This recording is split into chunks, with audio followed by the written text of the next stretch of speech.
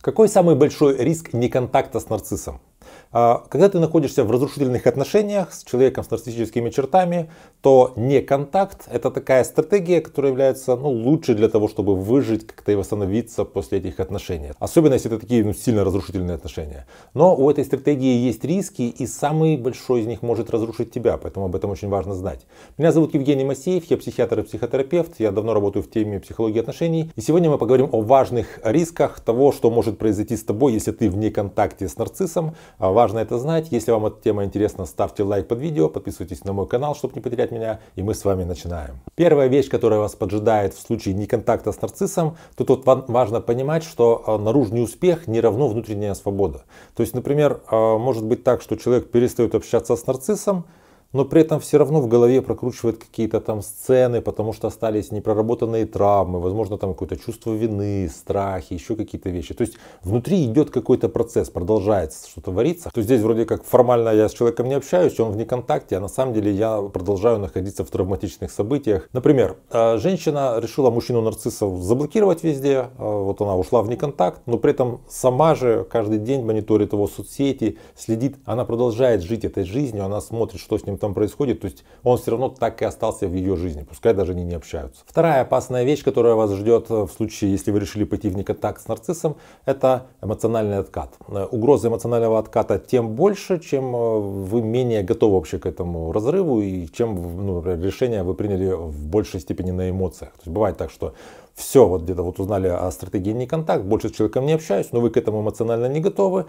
Он ваше вот это вот игнорирование воспринимает как такой флирт, какую-то игру и начинает вас пытаться втянуть в отношения. Начинаются всякие там гуверинг, лавбомбинг, то есть он начинает всячески там вам названивать, через каких-то ваших общих знакомых о себе напоминать. Он начинает вас затягивать, и в результате вы, поскольку вы не готовы, вы возвращаетесь в эти отношения. Ну вот такой пример, когда ты с человеком не общаешься, проходит там 2-3 недели, и он вдруг звонит, говорит: я в больнице, мне срочно нужна твоя помощь. А ты, поскольку эмоционально еще вовлечена, и вот ты не можешь как-то холодно сказать, что если тебе нужна помощь, обратись к близким людям. Или там, если тебе нужна помощь, обратись к медикам, кто тебе может помочь. Нет, тебе все еще кажется, что ты вот вместе с ним в отношениях, и, конечно же, ты не можешь делать ничего иного, как идти к нему туда, в эту больницу, и все, вы уже вместе, ты уже опять в этих отношениях. Третья опасная вещь при уходе в неконтакт с нарциссом — это такая иллюзия, что, собственно, дистанция равняется исцелению.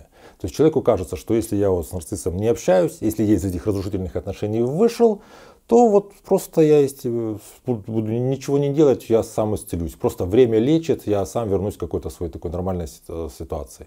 Но на самом деле, если ты выходишь из разрушительных отношений, ты выходишь из такой, борьбы, с конфронтацией, с такой вот отношенческой войны. И ты находишься все еще в такой готовности к противостоянию. Если ты не будешь никак прорабатывать свои вот эти вот травмы, свои обиды, свои, я не знаю, какие-то вот невысказанности своему бывшему партнеру, то когда ты найдешь нового партнера, то ты войдешь в новые отношения опять с такой конфронтационной какой-то готовностью. Потому что опыт предыдущих отношений, он все еще в тебе живет. Например, мужчина находился в отношениях с женщиной с яркими нарциссическими чертами, отношения были разрушительными, он принял решение, ушел от этой женщины и вот просто ушел там в работу, не знаю, в какую-то там общение с друзьями. То есть он темой своей личной жизни, темой отношений он вообще не занимался. Вот это, так сказать, решил, просто я забуду это как страшный сон. И когда он нашел новую женщину, то отношения с ней сходу были такие с признаками абьюзивных, и женщина была с нарциссическими чертами. Почему? Потому что он такую же женщину искал. Он искал себе женщину, похожую на ту, чтобы этой новой,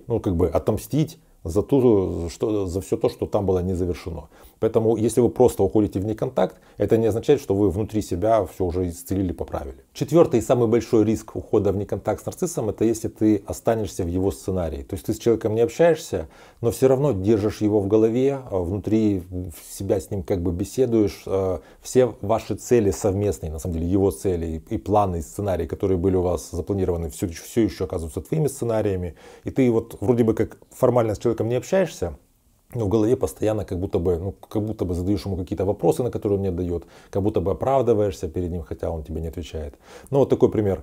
Женщина уже год рассталась с мужчиной, но все еще боится выставить какую-то новую фотографию в соцсети, потому что вот ей важно, что он подумает, и она не хочет, чтобы он подумал что-то плохого, хотя уже прошел год, как они вообще не общаются, уже неизвестно, что с ним там на самом деле. Вот она все еще живет в сценарии этих отношений с этим нарциссом. Если вы когда-то находились в отношениях с нарциссом, ушли в неконтакт, но понимаете, что вот сами по себе отношения заморозились, но внутри вас вот такое спокойствие и счастье не наступило, что вы все еще тянете внутри себя труп этих отношений, с этим можно поработать, можете записаться ко мне на консультацию. Под каждым видео у меня на канале есть ссылки на мои соцсети. Пишите мне там личное сообщение, и мы с вами работаем. Потому что невозможно начать новые здоровые отношения, если ты не освободился от, пускай даже уже трупа старых отношений. То есть этих отношений уже нет, но ты все равно еще находишься в плену вот этого вот предыдущего какого-то своего сценария. Также поделитесь, пожалуйста, в комментариях, если вы когда-то уходили в неконтакт, с чем вы сталкивались, с какими внутренними переживаниями, какие есть внутренние риски по вашему опыту. Я вам буду благодарен. Если это видео вам понравилось, ставьте лайк, подпишитесь на мой канал, чтобы не потерять меня. Берегите себя и своих близких, и до встречи в следующих выпусках.